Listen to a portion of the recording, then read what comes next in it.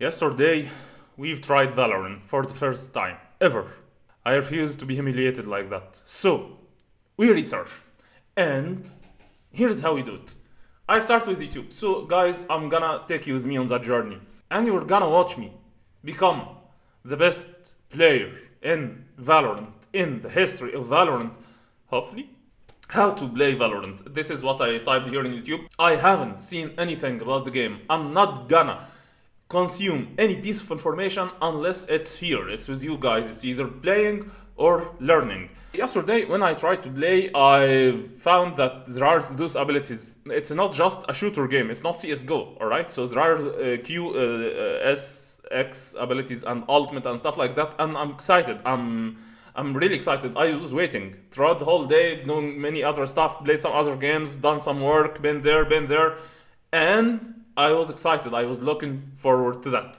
So hopefully we learn. So that's what shows to me when I type on YouTube how to play Valorant. The Ultimate Beginner Guide for 2023. Valorant Starter Guide.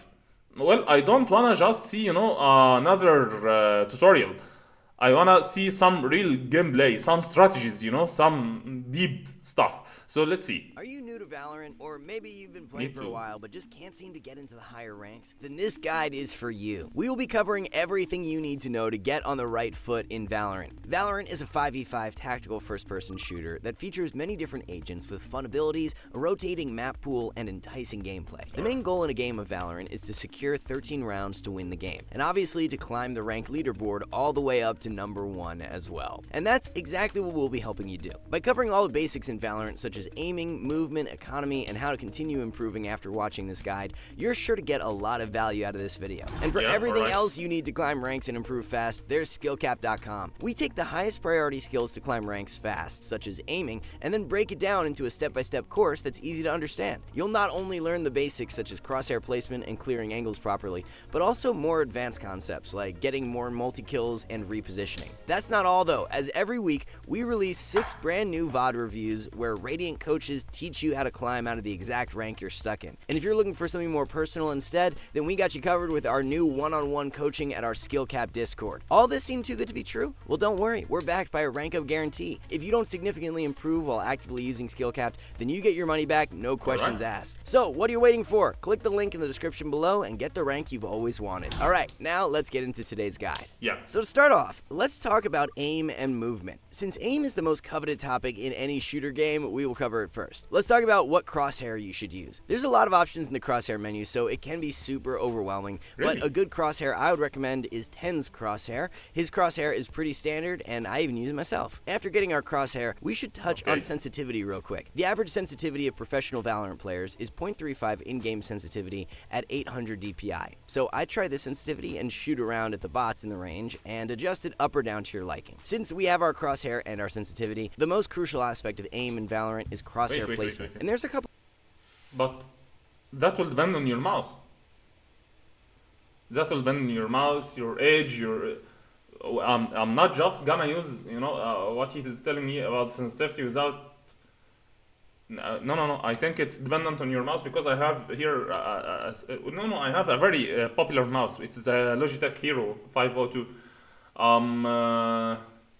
But I have big hands and we'll see.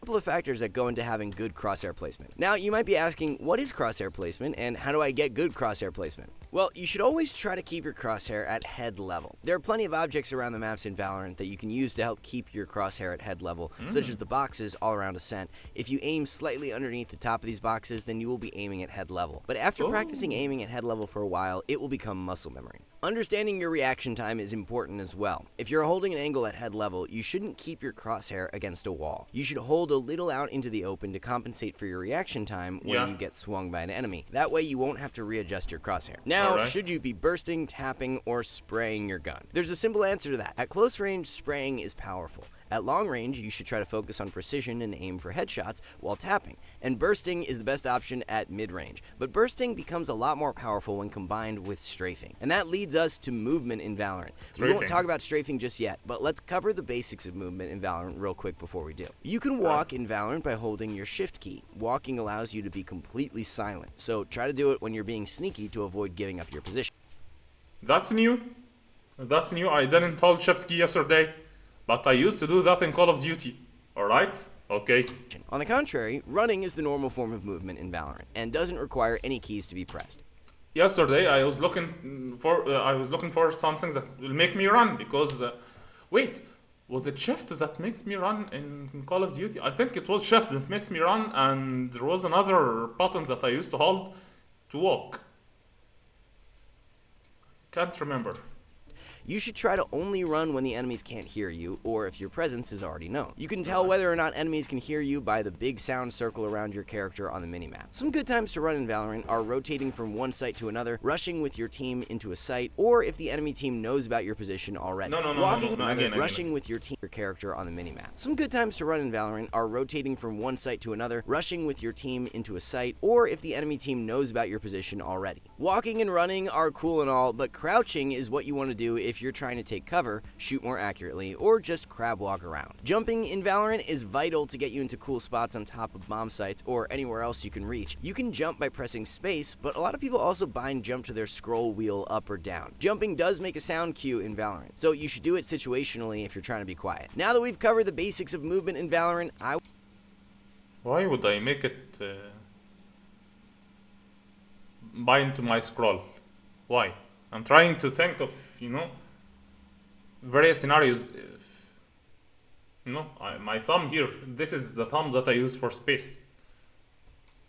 I want to talk about strafing. All strafing is moving either a couple steps to the left or to the right. The best way to utilize strafing is by combining it with bursting. Burst strafing is arguably the most powerful shooting technique in Valorant. Here's what it looks like for an example. To burst strafe, you should shoot 3 to 4 bullets at a time, do a strafe, and then shoot again. You can repeat this until you win your gunfight, but this is a good shooting technique to practice. Now that you understand the basics about aiming and movement, let's talk about how to peek and position yourself for success. The way you peek and position yourself in Valorant can oftentimes be the difference between a platinum player and an immortal player. We want you to be peeking properly while also positioning yourself for success. So let's start with peeking first. Now, the most important thing to understand about peeking is that the further you are away, the less time the enemies will have to react to your peek. You should peek further away, like this. Basically, the closer you are to the enemy when swinging around a wall, the faster the enemy can see you in Valorant. So when you peek from further away, you're minimizing the advantage that the enemy holding an angle has. A couple common ways of peeking in Valorant are jiggle peeking and wide swinging. Jiggle peeking is usually used to get information on where the enemies are before you actually commit to a full swing around a corner. A lot of people combine jumping with jiggle peeking as well because it makes you a lot harder to hit while you gather information. On the other hand, wide swinging, as the name suggests, is used to just swing wide around corners. But when you wide swing, make sure you do it very confidently because if you half commit to a wide swing, you will likely die more times than not. Now that we've...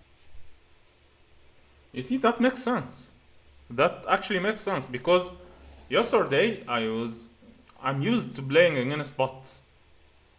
So I would wait. I'm sure it shows many times in yesterday's games. I'd wait and just try to wait for the enemy to show. Or move myself so I can peek and then shoot. But they are expecting that. But if I'm wide swinging, then they'll miss. Alright. Touched on the basics of peeking, let's talk about positioning, because good positioning can win you most fights. You should always position yourself in a spot where you're isolating one gunfight at a time. Being exposed to multiple angles is like taking a gamble a lot of times, especially if multiple enemies are alive. You always want to play the highest odds at survival in Valorant. And one way to help you do that is playing around your team. If you see one of your teammates is holding an angle, you should try to hold his back. That way you both create a crossfire where you can swing off each other's contact at any time. Now, after all this talk about Valorant's mechanics, you might be wondering about the economy system, and we've got you covered. Valorant's economy system is based around credits, which you can use to purchase guns and abilities. At the start of a Valorant game and the start of the second half, everyone will receive 800 free credit. There are a lot of ways. I didn't understand anything about that yesterday. I guessed some theories, but now I'm learning. Alright?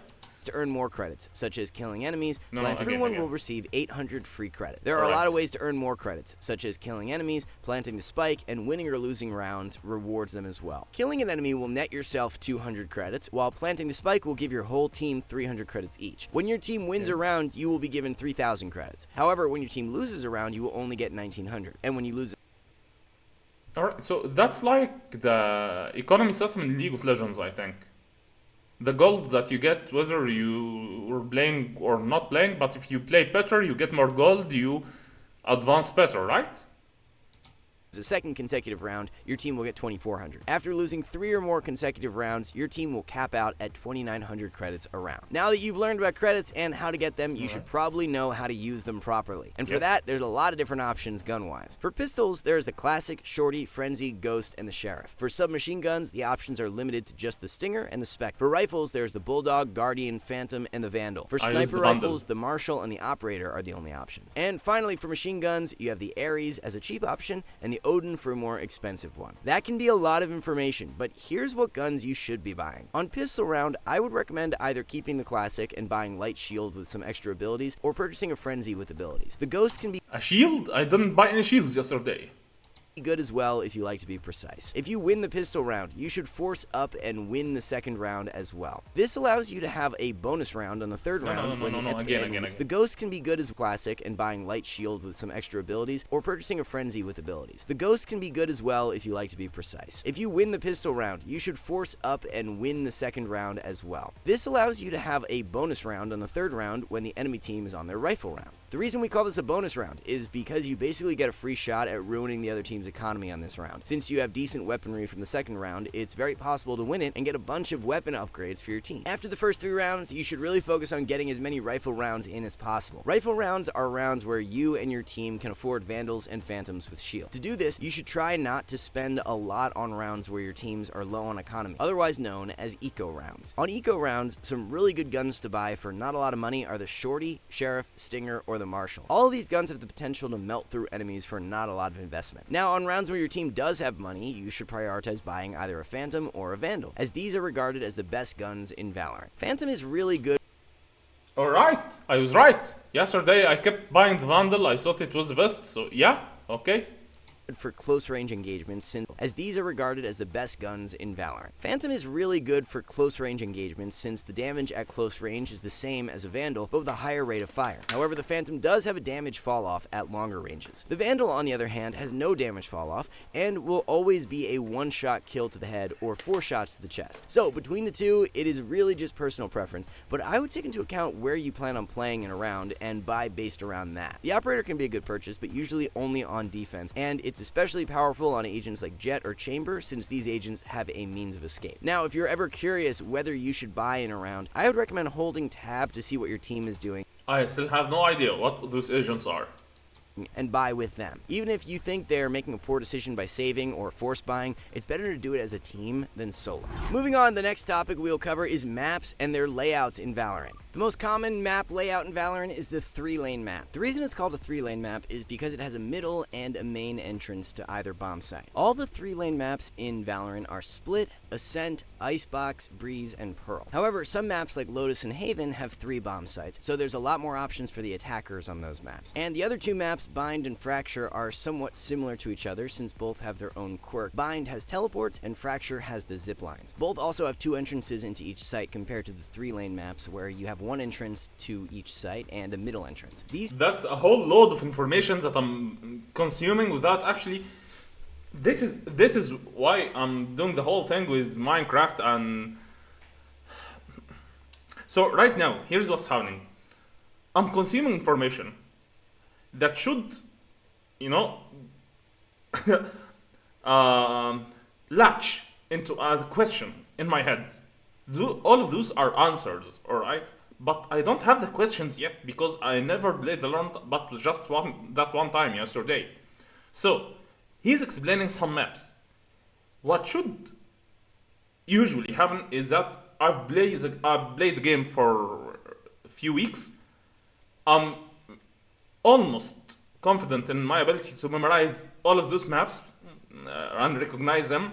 And then when he's explaining them, I say, yeah, I know that, and I know that. Oh, so I didn't know that. Now I know that. Now, this is not happening. This is me just consuming information that I'm sure I'll forget once that video ends, and I'll go in the game and try to learn it all over again. But, what I'm doing right now is I'm trying to accelerate that process. It's like that whole streaming experience, it's a catalyst. So, here's why back in college we used to say that all the time. It's one of the best ways for you to understand information quickly is to try and teach it. So by me streaming that and actually having a conversation here with you guys while me looking at the camera, it's as if I am learning that all with you. Okay, let's continue. These two maps have no real defined middle. Now that you know about map layouts, we can talk a bit about basic strategy you will see a lot of in Valorant. We will start with some attack side strategy since it's the more tactical side. Some common strategies on attack include rushes, splits, and defaults. A rush is just as it sounds. You rush a bomb site with your team as fast as possible to overwhelm the defense. Splitting is just as it sounds as well. You take middle and split a bomb site through the main entrance of the bomb site and middle. But a default is simple as well. All you do is split up as a team and cover all areas of the map, look for information until you have enough to confidently hit a site or find a pick. A default is also good if the team on defense is getting really aggressive. Moving on to defense, your main goal should be to delay the enemy team from pushing onto sites and stopping the spike from going down and defusing the spike. Actually, I just realized something. Yesterday, I thought it was just, whoever kills the others first wins. I just noticed that there is a whole thing about spike and planting the spike and all of that stuff. Alright, we were learning. Like, if it does go down.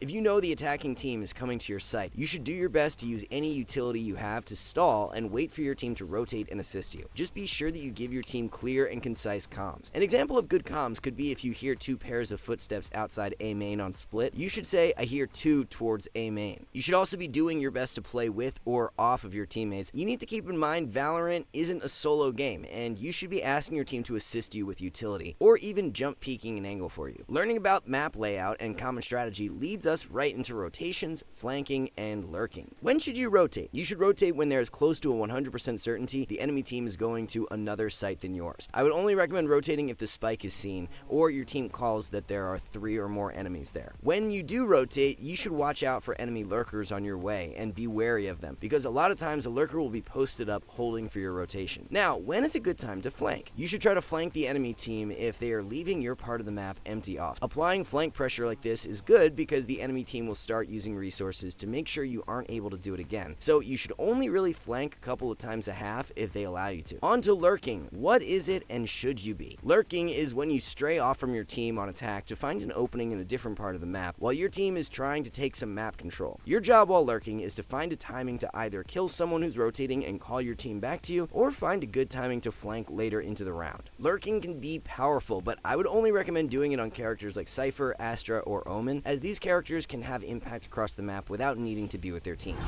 I've seen Omen in the cinematics. Guys, I'm getting only about maybe 20 to 30% of what he's saying right now.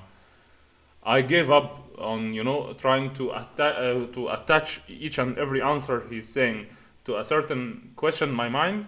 I gave up a while ago. I'm just I'm trying to get familiar with trying to know what I don't know. So here's where I'm at right now. I'm trying to know what I don't know, alright?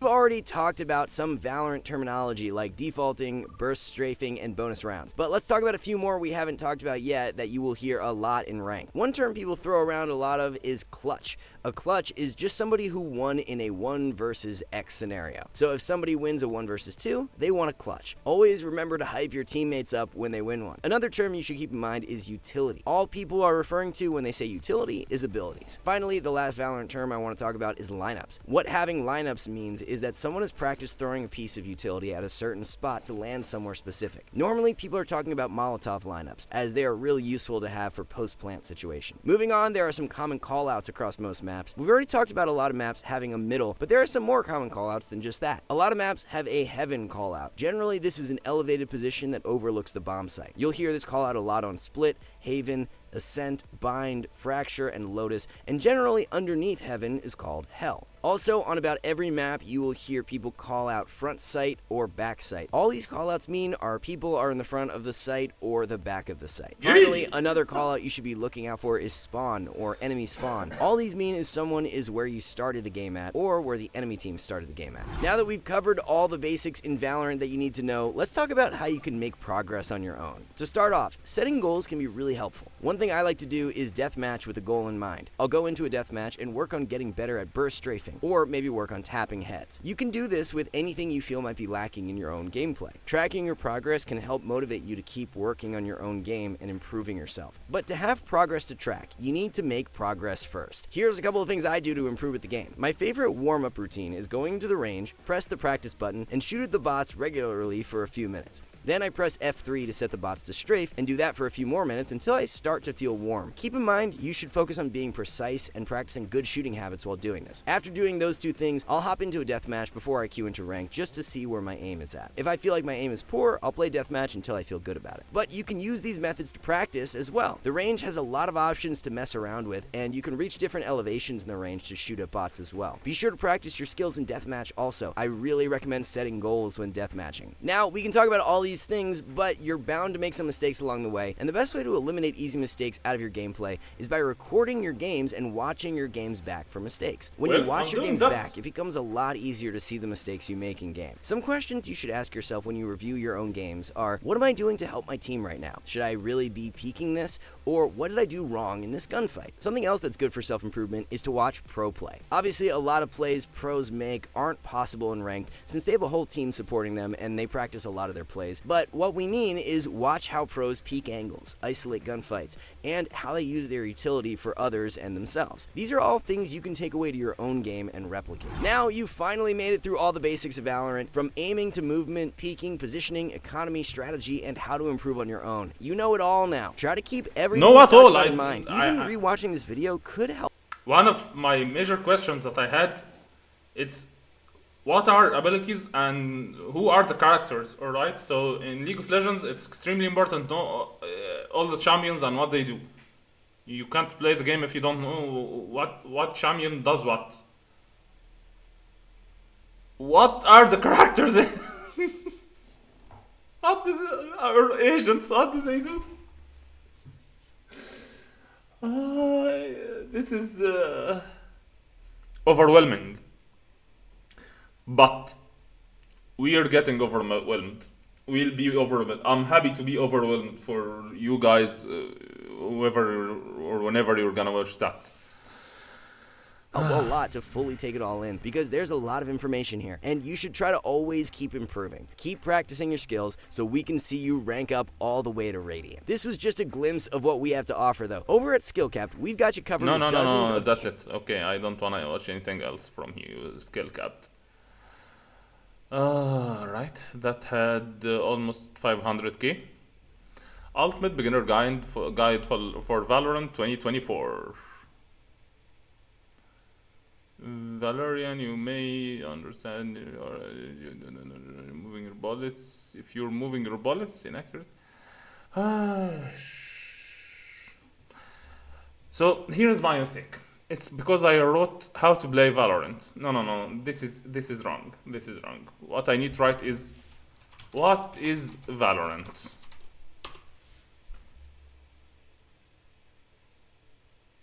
All right. Should I watch that or? This seems fun. Let's watch that.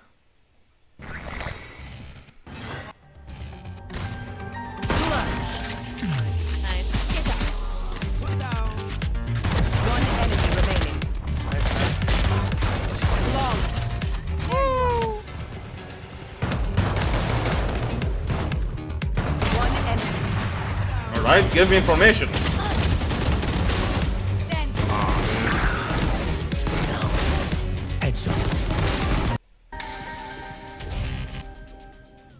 Valorant is a free-to-play 5v5 competitive shooter for PC, in which two teams alternate between offensive and defensive rounds in a 1st to 13 set. The The gameplay primarily draws influence from tactical shooters like Counter-Strike Global Offensive and Rainbow Six Siege. It places a heavy emphasis on its deep gunplay, which demands precision, speed, and awareness from the player in order to succeed. I see the spike.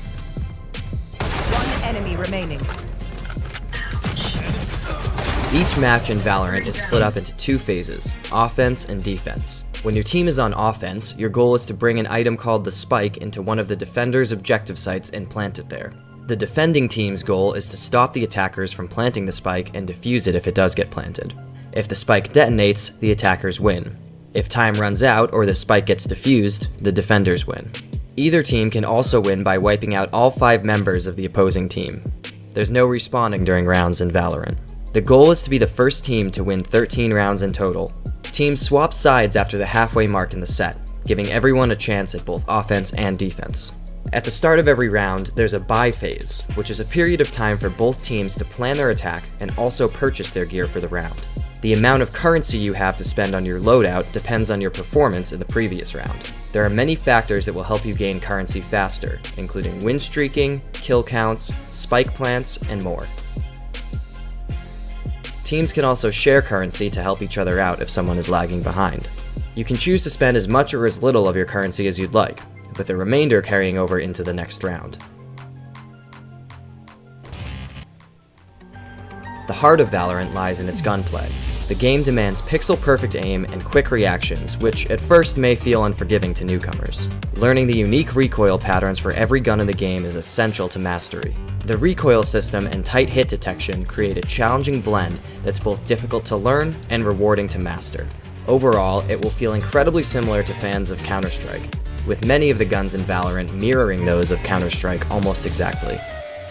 Similarly to Counter-Strike, guns in Valorant are split up into several categories: pistols, shotguns, SMGs, assault rifles, snipers, and machine guns. The first round of a half will always have you starting with pistols, but as you build currency throughout the match, you'll be able to afford some of the stronger weapons.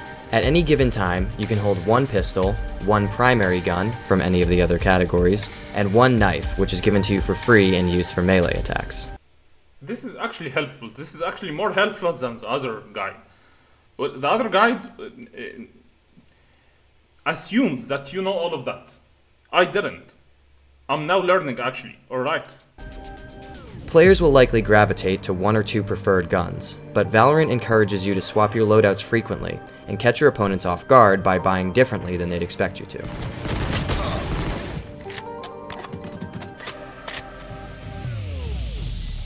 One enemy remaining. Please tell me about those champions or those characters or agents. One of the key features that sets Valorant apart from other tactical shooters are its agents. Agents are the playable characters in the game that each hail from a different part of the world and possess their own style and personality that can be expressed through their unique abilities.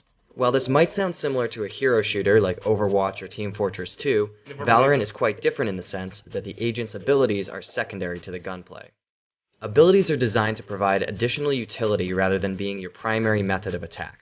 Good gunplay and map awareness will always beat out the use of abilities, but mastering all three at once gives players the opportunity to express themselves creatively in-game and build their own unique playstyle. Each agent has 3 abilities in total, 1 signature ability and 2 secondary abilities. Your signature ability is given for free at the start of each round, and is usually refreshed by either a cooldown or kill counter. Your 2 secondary abilities need to be purchased during the buy phase. Some of them can hold multiple stocks at once depending on the ability. Fans of Counter-Strike will find many of the agent's abilities are similar to utility items in that game, such as Phoenix's Curveball, which functions like a flashbang, or Brimstone's Incendiary, which is similar to a Molotov. Each agent also has an ultimate ability, which charges by accumulating kills, deaths, spike plants, and other various methods. These ultimate abilities are powerful tools that open up a variety of different strategies. Unlike a game like Overwatch, though, ultimates are not necessarily tools that guarantee a win in a fight. They're stronger than your base abilities, but not in a way that can dramatically swing a team fight in either direction. Ultimates also don't carry over in between halves, so make sure to use it if you've got it. Alright, this is important. One enemy remaining. Valorant is a bold new addition to the FPS genre with a great deal of competitive potential. It combines fan-favorite mechanics and gameplay elements from a number of other titles in the genre, and wraps it all up in striking visuals that are smooth, stylish, and dripping with personality. While its core gameplay draws much more from tactical shooters like Counter-Strike than it does from hero shooters like Overwatch, Valorant will likely appeal to all fans of the genre. Its hardcore focus on gunplay comes with the trade-off of being somewhat inaccessible for FPS newcomers. However, those players may still find enjoyment in the game's undeniably cool sense of style and airtight mechanics. Overall, Valorant is a game designed for the absolute hardcore, players who are driven by competition and seek a rewarding challenge. If you fall into that category, you'll probably find a lot to love in Valorant. Riot has built a fantastic foundation for the future of competitive shooters, one that we hope to see blossom into the next big thing for esports. Are you going to give Valorant a shot? Let us know in the comments. And for more... Alright then. Alright guys. Alright. So here's what I'm gonna do. I'm gonna... Because I don't want this series to be, each video 2 hours or something. So this has been almost 30 minutes now. I'm gonna wrap it up here, upload it, and actually I'm excited. I wanna play. Actually, I'm excited. This is good. I'm looking forward to it. I wanna play. I'm interested in it right now. That whole champion things. I wanna get into the game. So the next video is gonna be me into the game, trying those different agents, maybe in training or something. So see you guys then. The next video may actually drop today if you're watching this daily. If you're watching this long into the future, you'll find the next video immediately after this video if you just click, and also if you just doing that, hit subscribe. Subscribe. It's down there somewhere. Hit it. All right. See you then.